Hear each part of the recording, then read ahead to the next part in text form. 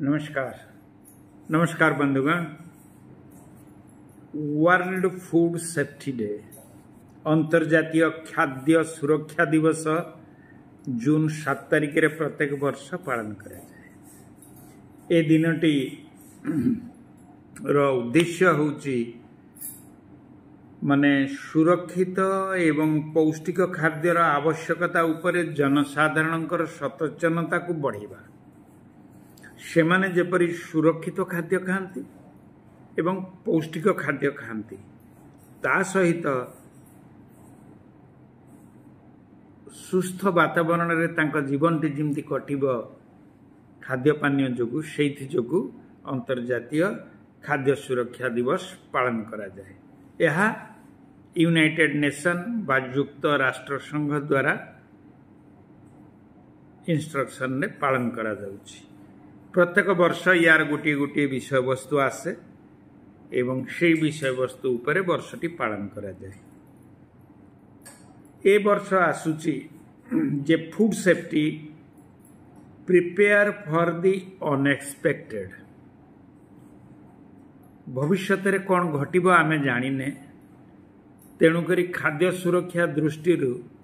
आमको खाद्य किछि रखिबार अछि। जिमती एबे 2 मास तले इंग्लैंड रे अमेरिका रे से एरिया रे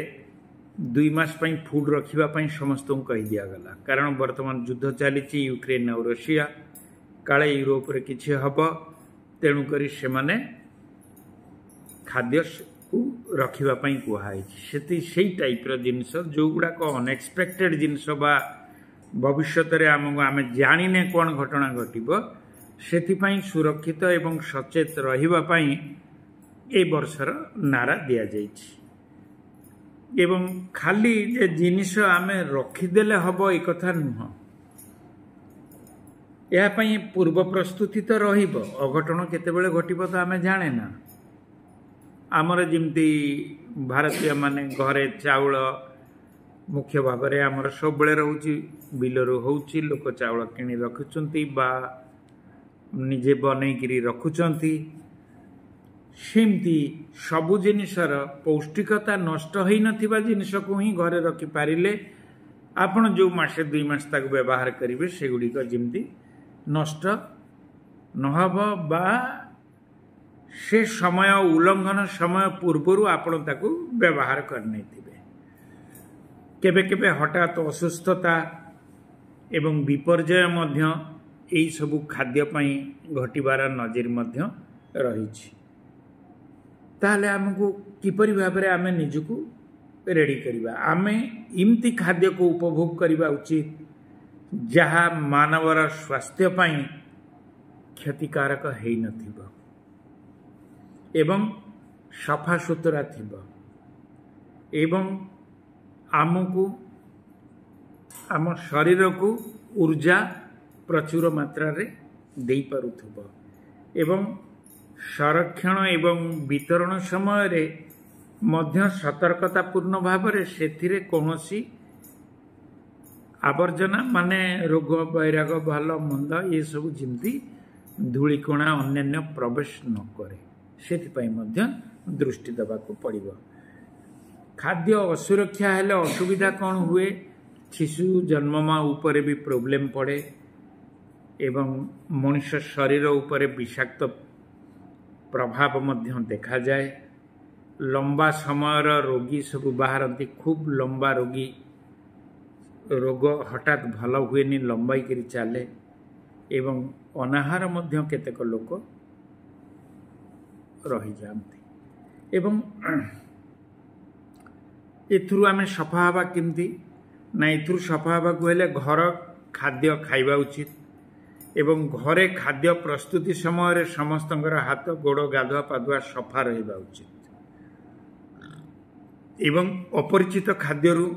दूर रे रहिबा उचित। जो खाद्य आमे आज पर्यंत खाइने आमको जदि सेमतिया खाद्य को छोटे मिलुची आमे ताकू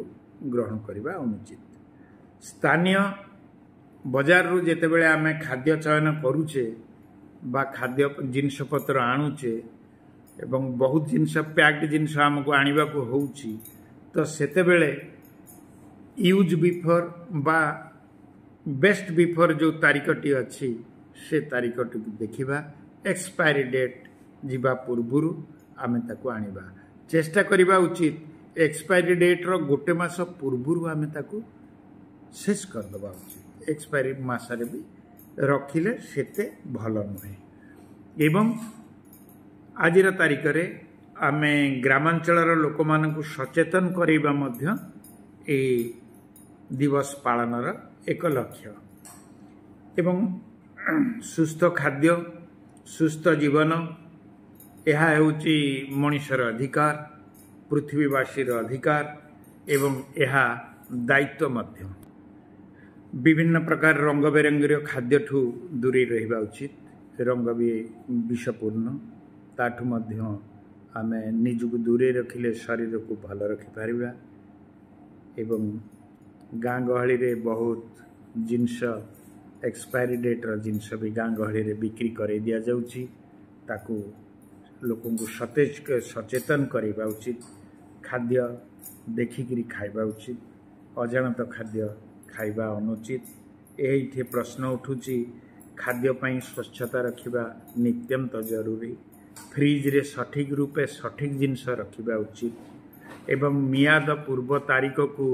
देखि देखि खाता को व्यवहार करनबा उचित एवं खाद्य प्रस्तुति बा प्रणालीकरण समय रे निजुको एकदम पवित्र रखिबा अचुत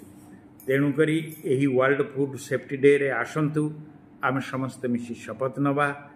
एवं अन्य को जनइबा निजे प्रस्तुत रहिबा एवं सुस्थ और सुरक्षित भाव रे रहिबा एवं भविष्यतर कौन प्रोब्लेम आसवा पूर्व आमे खाद्यर सुरक्षा रखिथिबा जो विटामिन एवं तार पोषक तत्व पूर्ण मात्रा रे रहिथिबा वीडियोटी जदि भल लागिला सब्सक्राइब करने को भूलिबनी ठीक अच्छी रहुची नमस्कार।